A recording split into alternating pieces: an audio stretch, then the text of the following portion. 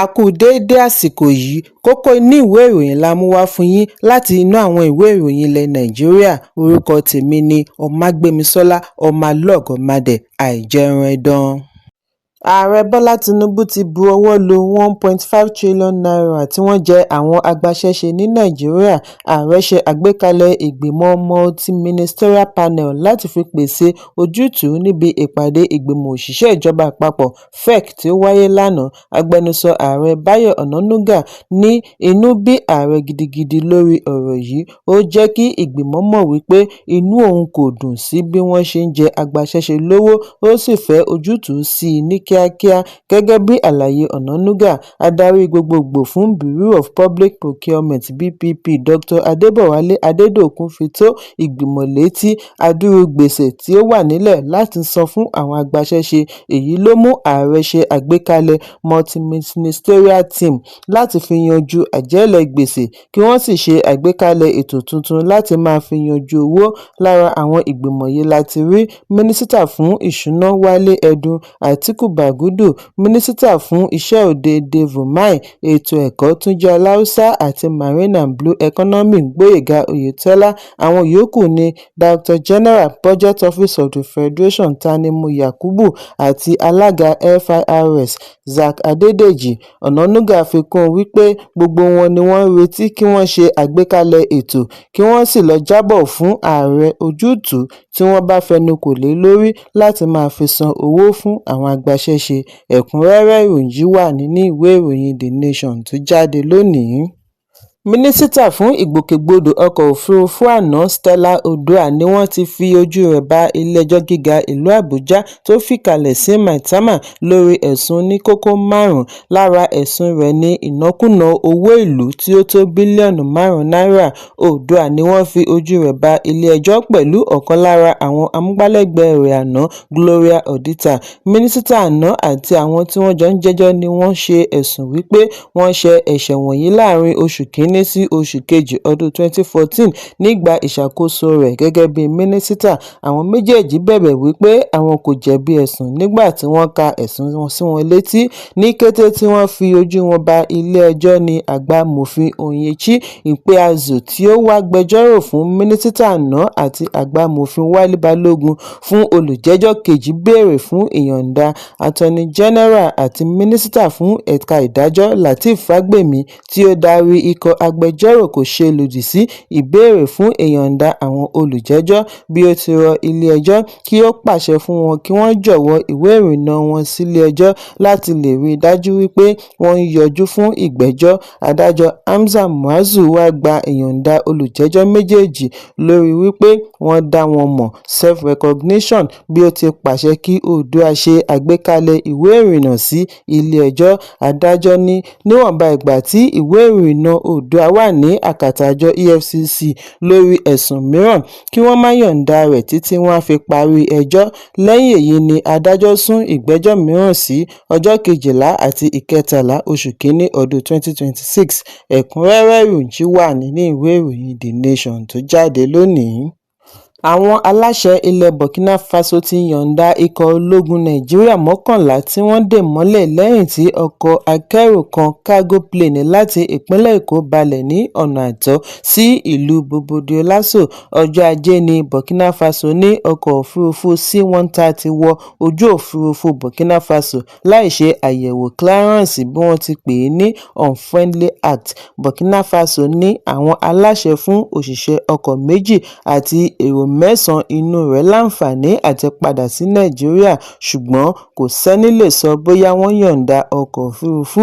Àwọn aláṣẹ Nàìjíríà sọ ní ọjọ́ Ìṣẹ́gun wípé ọkọ̀ yìí kò gbà á lérò kí ó tó balẹ̀ sí pápákọ̀ òfurufú Bobo Dioulasso ní Burkina Faso gẹ́gẹ́ bí ojúlówó òfin ìrìnnà látàrí ìpèníjà tí ọkọ̀ dojúkọ bí ó ti ń lọ Portugal. Alukoro iléeṣẹ́ ológun ojú òfurufú Nàìjíríà Eyimben Ejodame kò fìdí ẹ̀ múlẹ̀ tàbí ṣẹ́ lórí ìṣẹ̀lẹ̀ yìí, ṣùgbọ́n ní ìwádìí ń lọ lọ́wọ́. Ẹ̀kúnrẹ́rẹ́ ìròyìn wà nínú ìwé ìròyìn The Guardian tó jáde lónìí. Ìjọba àpapọ̀ ti pè fún àjọṣepọ̀ tó jinlẹ̀ láàrin àwọn ẹ̀ṣọ́ aláàbò, ilé-iṣẹ́ ẹ̀rọ ìbánisọ̀rọ̀ àti ilé-iṣẹ́ ìròyìn láti fi mú àlékún bá èsì sí ìṣòro ajínigbé. Alámòjútó fún àjọ National Counter-Terrorism Center (NCTC) láti ọ́fíìsì National Security Adviser Major General Adamu Laka ni ó pe ìpè yìí níbi ìpàdé pẹ̀lú àwọn tí ọ̀rọ̀ kàn tí ó wáyé lánàá ní ìlú Àbújá. Àjọ NCTC ni wọ́n dá sílẹ̀ ní ọdún 2024 tí ó ń ṣàmójútó ìgbìyànjú àti àwọn agbófinró yòókù pẹ̀lú àwọn tí ọ̀rọ̀ kàn láti ṣe àlékún agbára Nàìjíríà láti fi dènà iṣẹ́ àwọn ajínigbé pẹ̀lú èròńgbà àti dáàbò bo ẹ̀mí. Ọ̀gágun Laka fìdí ẹ̀ múlẹ̀ wípé ìjínigbé tí ó gbayì ni ó jẹ́ ìpèníjà àkọ́kọ́ fún ààbò orílẹ̀-èdè nítorí ibẹ̀ ni àwọn adàlúrú ti ń rí owó pa fi ra ohun èlò títí kan ohun ìjà olóró. Laka ní ìṣòro yìí ló mú wọn pè fún àjọṣepọ̀ pẹ̀lú ilẹ̀ òkèèrè kí Nàìjíríà lè ríbi kápá ìṣòro ajínigbé. Ẹ̀kúnrẹ́rẹ́ ìròyìn wà nínú ìwé ìròyìn The Nation tó jáde lónìí. Ọdún mẹ́wàá lẹ́yìn ìkọlù tí ó wáyé láàrin àwọn ológun àti ọmọ ẹgbẹ́ Islamic Movement in Nigeria (IMN), Sheikh Ibrahim El-Zakzaky tí í ṣe adarí ẹgbẹ́ ti ní ààrẹ àná Muhammadu Buhari yóò jíyìn lọ́jọ́ ìdájọ́. Olóògbé ààrẹ ni ó ń ṣèjọba lọ́wọ́ nígbà èdè-àìyedè tí kò yẹ kí ó tó nǹkan láàrin ológun àti ọmọ ẹgbẹ́ IMN bẹ́ sílẹ̀ tí ó yọrí sí ìkọlù ńlá. Èyí ló mú IMN di èèwọ̀ dòní. Fàákájà bẹ́ sílẹ̀ lẹ́yìn tí àwọn ọmọ ẹgbẹ́ IMN dínà mọ́ ọkọ̀ akọ́wọ́rìn Chief of Army Staff àná Lieutenant General Tukur Buratai bí ó ti ń lọ fún personal parade ní Zaria, ìpínlẹ̀ Kaduna. Àwọn ológun fi agídí lé àwọn olùjọ́sìn yìí tí àwọn náà fi jà padà. Lẹ́yìn ọjọ́ díẹ̀ ni ológun gbéná ìjà kaná pẹ̀lú IMN tí ó yọrí sí ikú àti ìsìnkú bòńkẹ́lẹ́ 300 ọmọ ẹgbẹ́ IMN gẹ́gẹ́ bí Human Rights Watch ṣe jábọ̀. Ìwádìí láti ọ̀dọ̀ àjọ ìjọba ìpínlẹ̀ jábọ̀ wípé ó lé ní 1,000 ará ìlú tí ọ̀pọ̀ wọn jẹ́ ọmọ ẹgbẹ́ IMN tí wọ́n ṣekú pa níbi ìkọlù. Lẹ́yìn èyí ni wọ́n fi ọwọ́ ṣìkún òfin mú El-Zakzaky àti ìyàwó rẹ̀ Zinat, fi wọ́n sí àhámọ́ títí di ọdún 2021 kí ilé-ẹjọ́ gíga ìpínlẹ̀ Kaduna tó dá wọn sílẹ̀ kí wọ́n máa lọ ní ayọ̀ àti àlàáfíà. Nígbà tí ó ń sọ̀rọ̀ níbi ìpàdé pẹ̀lú àwọn akọ̀ròyìn láti sààmì ọdún mẹ́wàá tí aburú yìí wáyé, El-Zakzaky bu ẹnu àtẹ́ lu ìṣèjọba Buhari àti ìjọba tí ó jẹ lẹ́yìn rẹ̀ lórí bí wọ́n ti kọ̀ àti yọ̀ǹda àkọọ́lẹ̀ Judicial Commission of Inquiry tàbí sọ̀rọ̀ lórí ìṣẹ̀lẹ̀ yìí. Abẹ́lẹ̀ǹtẹ̀ san owó gbà-má-bínú fún àwọn mọ̀lẹ́bí tí ìṣẹ̀lẹ̀ yìí kó bá, pẹ̀lú wípé Judicial Commission ṣe àgbékalẹ̀ ìwádìí wọn ní ọjọ́ 7 oṣù kẹsàn-án ọdún 2016. Kò sí ohun tìdí rẹ̀ yọ. Ààrẹ ìgbà náà ní òun tọpinpin ìṣẹ̀lẹ̀ ọ̀hún ṣùgbọ́n lẹ́yìn náà ni ó parí sáà kínní àti kejì láì mẹ́nubà. Ó ní ìjọba tó wà lóde tí òun náà ṣèlérí àti sọ̀rọ̀ lé lórí kí wọ́n sì dùn àwọn mọ̀lẹ́bí nínú náà dákẹ́ rọ́rọ́. Nígbà tí wọ́n béèrè bóyá ó ti dáríjì Buhari, Zakzaky ní fún ti Buhari ó ti di olóògbé, àwọn á pàdé lọ́jọ́ ìgbéǹde àlùkìámọ̀. Ẹ̀kúnrẹ́rẹ́ ìròyìn wà nínú ìwé ìròyìn Daily Trust tó jáde lónìí. Lẹ́yìn ọjọ́ díẹ̀ tí Ààrẹ Bọ́lá Tinubu pàṣẹ kí wọ́n yọ gbogbo òṣìṣẹ́ ọlọ́pàá kúrò lẹ́yìn àwọn ènìyàn pàtàkì láwùjọ Very Important Personalities (VIPs) kí wọ́n lè ríbi gbájúmọ́ ojúlówó iṣẹ́ tí wọ́n gbà wọ́n fún. Lánàá ní ilé ìgbìmọ̀ ní àwọn ṣe àkíyèsí wípé àwọn kan ṣì ń tàpá sí àṣẹ yìí lójútáyé. Wọ́n ní kì í ṣe VIPs nìkan ló ń rìn pẹ̀lú ọlọ́pàá Audley mọ́. Àwọn mìíràn bíi oníṣòwò, agbaṣẹ́ṣe, ará ilẹ̀ Chinese, olórin àti ìlúmọ̀ọ́ká náà ṣì ń jẹ ìgbáládùn ìdáàbòbò láti ọ̀dọ̀ ọlọ́pàá gẹ́gẹ́ bí ilé aṣòfin ṣe sọ. Èyí ló mú ilé aṣòfin kànńpá fún ìgbìmọ̀ tó ń ṣàmójútó ọ̀rọ̀ ọlọ́pàá kí wọ́n ṣe ìwádìí ìdí tí wọn kò ṣe tẹ̀lé àṣẹ ààrẹ. Ẹ̀kúnrẹ́rẹ́ ìròyìn wà nínú ìwé ìròyìn Nigerian Tribune tó jáde lónìí. Òṣìṣẹ́ ológun tí ó darí ìdìtẹ̀gbàjọba ní ìlú olómìnira Benin, Pascal Tergue ti sá lọ Togo ní ọjọ́ Àìkú láti lọ faraṣoko. Ìròyìn jábọ̀ wípé àwọn òṣìṣẹ́ ìjọba Benin ni ó ṣe àfihàn wípé Tergue sá lọ lẹ́yìn tí ìgbìyànjú wọn àti lé ààrẹ Patrice Talon kúrò lórí oyè forí ṣánpọ́n.